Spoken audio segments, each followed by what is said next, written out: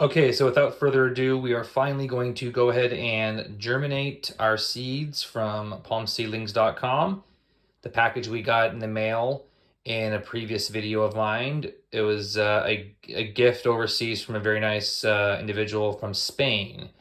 So again, I'm very excited to start the process of this. Where will these go? Over here. In this cabinet. I call it the palm bunker. And I need to clean off this middle rack here. Hydrogen peroxide, my broken spray bottle. I'm not sure why it's not in the trash, but whatever. Biocontainers left over, and a plant meter for moisture, light, and pH. I don't really use. This time around, I'm going to use plastic cups, and I will tell you why when we actually start putting these in there. And these things are going to be thrown into a pit outside, and I'll tell you why. This one, nothing came from it. I did it about a month and a half ago, maybe, and there just wasn't life from the seeds that were placed in the little holes. So, yeah, it's gonna go outside. I need more space. And this one, again, kind of same thing. I threw a bunch of seeds in there, and actually about an hour ago, it fell off the shelf here, so everything got mixed.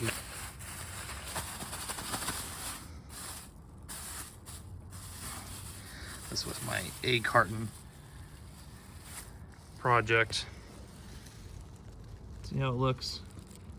Yeah, it's not a lot came from it. I don't know why. It was in good growing condition. Splendid, humid, warm. Same with that one. All right, they're in there. We'll see what happens. I'll keep you posted, but not expecting much, but you know what? Part of doing this for a hobby is finding the surprises in life, and this is one that will deliver that if something does come up from the soil. And that is a pleasant sight for a January day in the Pacific Northwest. I'll take that any time. Speaking of that, the grass is growing a little bit. Not totally out of the norm for the Pacific Northwest in the winter.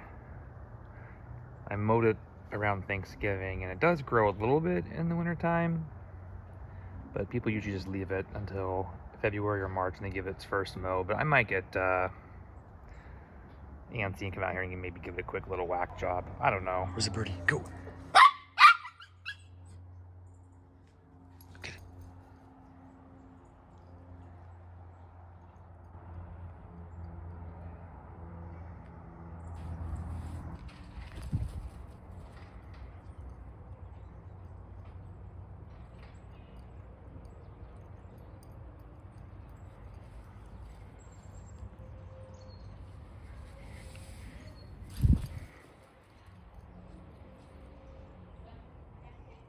Okay, so we're back in the palmery here. The dog is happy. He played fetch. And those seeds we had here in the cupboard, those are dispensed of, thrown into a pit for an experiment. So we'll see what happens. And we have our lovely batch of seeds from palmseedlings.com, which graciously sent these to me for us to go ahead and germinate. So there are several ways you can germinate seeds. I'm just showing you the DIY at-home version. You can grab a sandwich bag. I got an extra size one, of course. Put some dirt in it. I put potting soil with a little bit of mixture of outside soil, but really anything will work as long as it's appropriate and recognizable to the native species here. So it's hard to go wrong on that one. Make sure that there's enough room to where when you pinch it, there's enough space for the sprouts to come up. And more importantly is make sure that you date and name the seeds that you are germinating, because you don't want to have a bag of seeds that you just don't know what they are. So those things are the steps we do before we start putting the seeds in. Okay, so I'm sure a lot of you saw my CIDP up there. Canary Island date palm, that stands for. If you caught that, good on ya. Which means that Phoenix canariensis will be going in here. Now, before we actually physically put them in, one thing that I do, and I'm sure maybe you've seen videos or seen other methods and ways, but I leave the baggie flat and almost have the dirt act like a natural outside surface, because it's just going to be easier to transfer them when the time comes, especially when you only have 10 seeds and you can plop them in sections. And this is not a new practice, obviously. You go online, you go to YouTube, this is done very regularly. But the reason behind it, in my opinion, is for easy transfer. It's kind of like cutting on a cookie plate, or a brownie plate. Is as long as you have the seeds in each section, and after they've all sprouted, that's the, hopefully all of them, that's the idea, you can literally cut out each part of where they are and place it very nicely in its container. That will cut back on transplant shock. The seed won't feel like it's totally in a new environment per se. I did that with my Mexican fan palms, my Washingtonian Robustas, and a lot of them did very well because of that. So it's really important that you don't disturb the seeds as much as possible.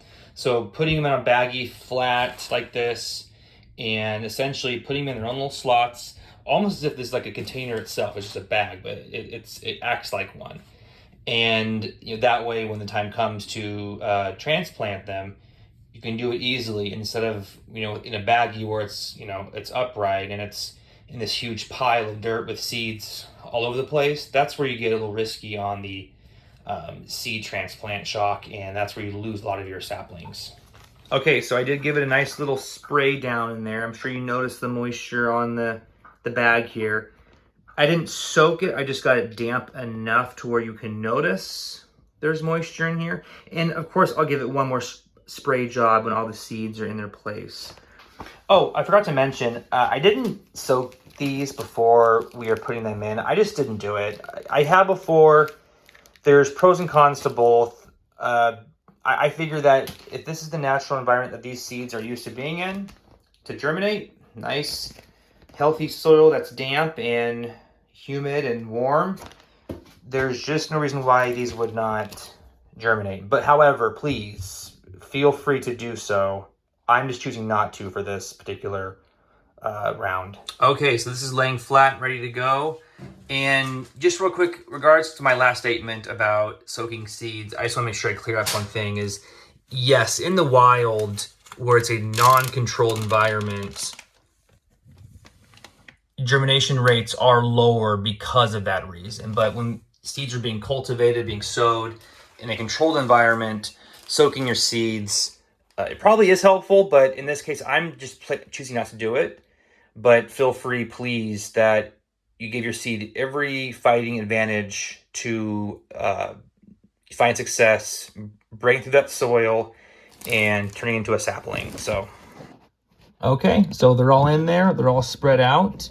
I believe I have 3 in the back, 3 in the middle, and I thought that I had 10. I actually had 11, so I had to put an extra one up top here. But anyway, so as you can tell, the one I'm zoomed in on isn't even fully under the soil, and that's fine. As long as it's half covered or mostly covered, it being exposed is not a bad thing.